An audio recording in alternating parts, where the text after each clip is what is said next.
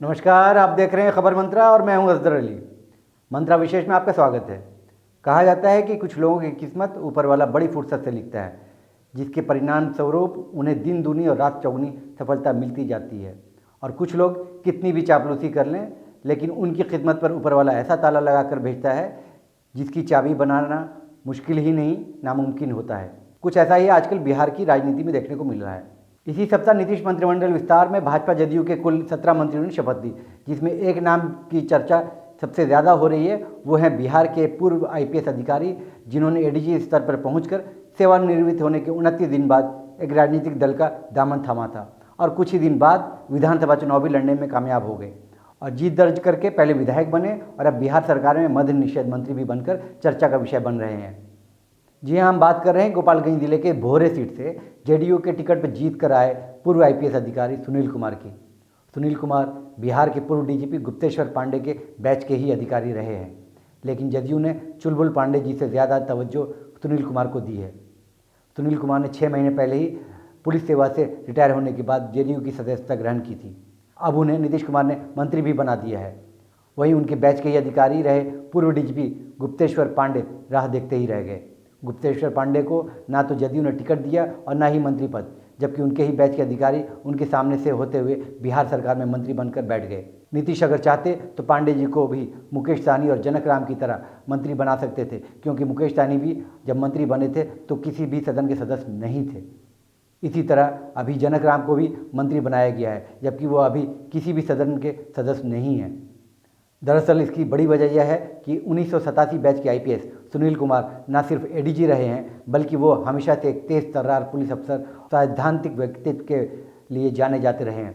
जबकि अपने चुलबुल पांडे जी डीजीपी स्तर पर पहुंचकर भी चापलूसी और चाटुकारिता के बेहतरीन मिसाल बनकर पुलिस सेवा से रिटायर हुए हैं। सुनील कुमार पुलिस की नौकरी से 31 जुलाई 2020 को रिटायर हुए थे। रिटायर होने के 29 दिन बाद यानी 29 अगस्त 2020 को उन्होंने जेडीयू की सदस्यता ग्रहण की थी। जेडीयू में शामिल होने के 3 महीने बाद ही सुनील कुमार को गोपालगंज के सुरक्षित भोरे सीट से पार्टी का टिकट मिल गया। भोरे से सुनील कुमार के बड़े भाई अनिल कुमार ही कांग्रेस से विधायक थे। इस बार वह सीट माले के खाते में चले जाने से अनिल कुमार का टिकट कट गया था। जेडीयू ने इस सुरक्षित सीट से पूर्व आईपीएस सुनील कुमार को मैदान में उतार दिया और वो चुनाव में बड़ी जीत भी हासिल करने में कामयाब रहे। विधायक बनने के बाद जेडीयू ने पूर्व आईपीएस सुनील कुमार को मद्य निषेध मंत्री बनाकर बड़ी जिम्मेदारी देने में भी देर नहीं लगाई।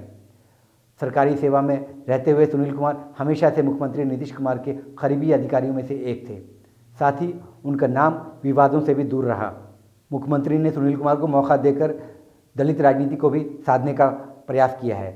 जबकि दूसरी ओर चापलूसी की बेहतरीन मिसाल बने गुप्तेश्वर पांडे बॉलीवुड एक्टर सुशांत सिंह राजपूत केस में काफ़ी सुर्खियां में रहे थे। 22 सितंबर 2020 को सरकारी सेवा से वीआरएस लेकर उन्होंने सबको चौंका दिया था। पांडे जी ने इस उम्मीद पर वीआरएस लिया था कि उन्हें इस बार तो टिकट मिल ही जाएगा और वो चुनाव जीतकर विधायक और मंत्री बन ही जाएंगे। उन्हें अपनी जीत का इतना भरोसा भी हो चला था। वह अक्सर ये कहते हुए भी दिखाई देते थे कि वह जहाँ से भी चुनाव लड़ेंगे उनकी जीत सुनिश्चित है। लेकिन पांडे जी दिन में ही मुंगेरी लाल के हसीन सपने देख रहे थे। सुशांत सिंह मामले में चापलूसी की सारी सीमाएं पार करने के बाद भी वो टिकट हासिल करने में भी सफल नहीं हो सके, तो उनकी जीत का तो क्या कहने। पांडे जी के साथ ऐसा पहली बार नहीं हुआ। इससे पहले भी पुलिस सेवा से त्यागपत्र देकर चुनाव लड़ने का मन बनाया था, तब भी किसी राजनीतिक पार्टी ने उन्हें अपने उम्मीदवार नहीं बनाया। उसके बाद किसी तरह वो अपने त्यागपत्र को अस्वीकार कराने में कामयाब हुए और दोबारा से पुलिस सेवा में आ गए। लेकिन विधानसभा चुनाव से ठीक पहले उनका मन फिर राजनेता होने को डोलने लगा। वीआरएस लेने के 5 दिन बाद ही 27 सितंबर 2020 को उन्होंने जेडीयू की सदस्यता ग्रहण कर ली थी। उसके बाद कयास लगाए जा रहे थे कि वह चुनाव लड़ेंगे।